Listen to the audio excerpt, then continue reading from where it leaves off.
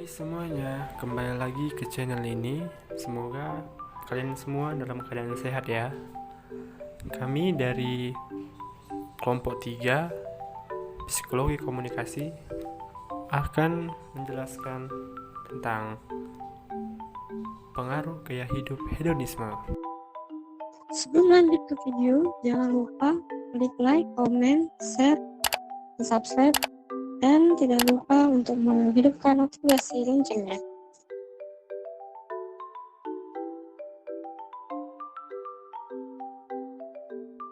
Pertama-tama, kita akan membahas tentang komunikasi kelompok. Menurut Larson, pada tahun 2006, pada bukunya halaman 6, komunikasi kelompok adalah suatu studi tentang segala sesuatu yang terjadi pada saat individu-individu berinteraksi dalam kelompok kecil, dan bukan deskripsi mengenai bagaimana seharusnya komunikasi itu terjadi, serta bukan pula sejumlah nasihat tentang cara-cara bagaimana yang harus ditempuh. Selanjutnya, tentang gaya hidup hedonisme. Menurut Sunatra pada tahun 2016, gaya hidup hedonisme adalah suatu pola hidup yang mencari aktivitas untuk mencari kesenangan hidup, seperti lebih banyak menghabiskan waktu di luar rumah, lebih banyak bermain, serta selalu ingin menjadi pusat perhatian. Hedonisme adalah pandangan hidup yang menganggap bahwa kesenangan dan kenikmatan materi adalah tujuan utama hidup. Bagi para penganut paham ini, bersenang-senang entah itu menyenangkan bagi orang lain atau tidak, karena mereka menganggap hidup ini hanya sekali, sehingga mereka merasa ingin hidup dengan senikmat-nikmatnya. Baiklah, di sini saya akan melanjuti mengenai jenis-jenis hedonisme, di mana jenis hedonisme dibagi menjadi ada 3 macam, yaitu yang pertama psikological hedonisme, yang kedua yaitu evaluatif hedonisme, dan yang ketiga yaitu rationalizing hedonisme. Psikological hedonisme. Jenis hedonisme ini ialah menganggap bahwa manusia diciptakan secara lahiriah menginginkan kesenangan. Secara naluri, manusia itu memang mempunyai sifat untuk menghindari rasa sakit dan juga derita. Selanjutnya yang kedua yaitu evaluatif hedonisme. Jenis hedonisme ini ialah menganggap bahwa kesenangan merupakan apa yang seseorang inginkan serta kejar. Dalam konsep evaluatif hedonisme, hanya kesenanganlah yang sangat berharga, dan sebaliknya bahwa rasa sakit atau ketidaksenangan merupakan hal yang sangat mengecewakan dan dianggap sesuatu yang tidak layak dirasakan oleh manusia. Yang ketiga yaitu rationalizing hedonisme.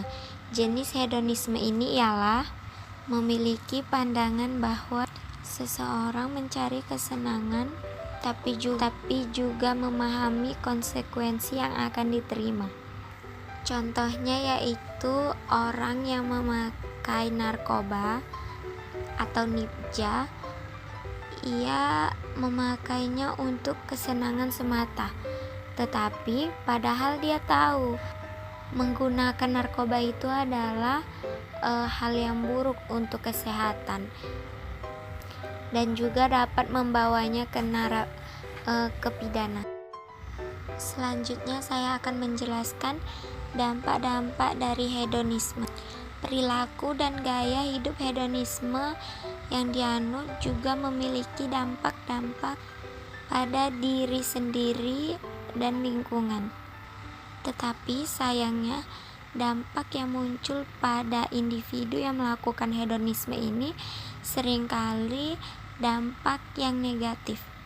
Macam-macam dampaknya ialah yang pertama yaitu individualisme, yang kedua konsumtif, yang ketiga egois, yang keempat cenderung pemalas, yang kelima kurangnya bertanggung jawab, yang ketujuh maksudnya boros, yang ke-8 itu korupsi dan lain-lain. Selanjutnya tentang penyebab hedonisme.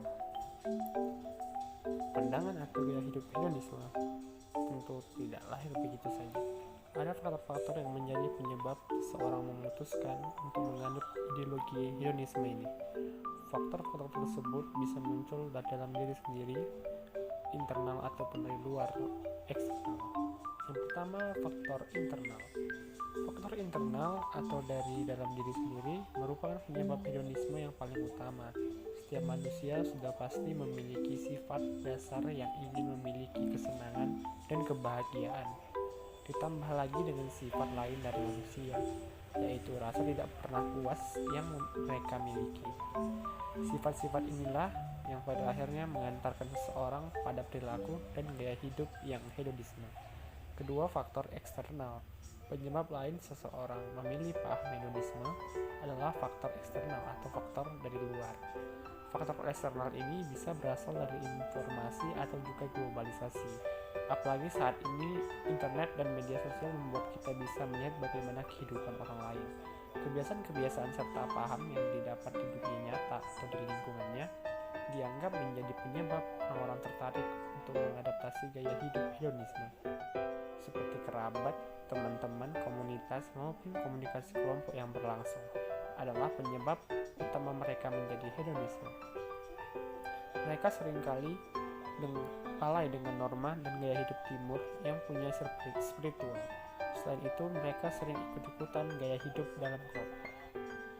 Seringkali mereka iri apabila para anggota kelompok mereka mempunyai mobil mewah atau rumah mewah. Atau selanjutnya, pengaruh teknologi. Faktor kemudahan teknologi memang dapat mempermudah segala urusan manusia. Hal ini mampu mencuci otak untuk menjadi orang yang memegang prinsip hedonisme. Dengan memiliki mobil mewah yang canggih, tentu akan memberi nyaman dan mempermudah hidup mereka. Dengan mendapatkan kenyamanan, maka mereka akan mendapatkan kebahagiaan atau kesenangan. Selanjutnya tentang cara mengatasi hedonisme.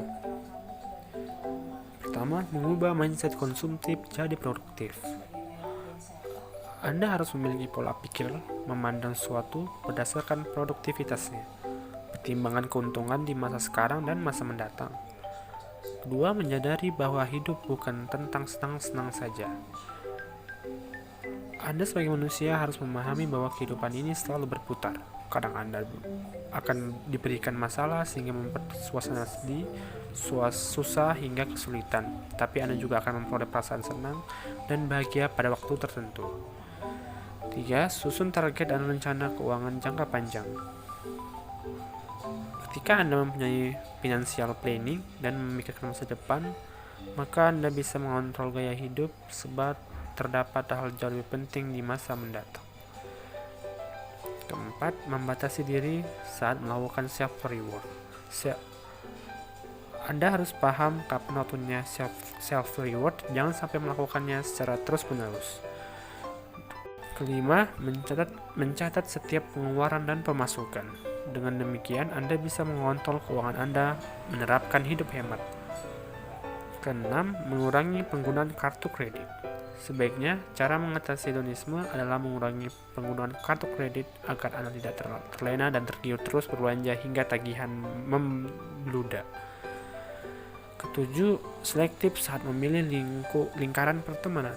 Hindari circle yang mendorong Anda untuk mengedepankan gaya hidup mewah, maka Anda akan terbebas dari masalah hedonisme. Setelah menonton video tadi, semoga teman-teman mengerti apa komunikasi kelompok berhubungan dengan pengaruh gaya hidup hedonisme, dan teman-teman dapat menambah wawasan, juga dapat diterapkan di kehidupan nyata. Terima kasih kepada teman-teman yang telah menonton video ini sampai selesai. Semoga bermanfaat. Terima kasih dan sampai jumpa. Saya lagi di rumah nih guys. Jangan lupa like, comment, and subscribe.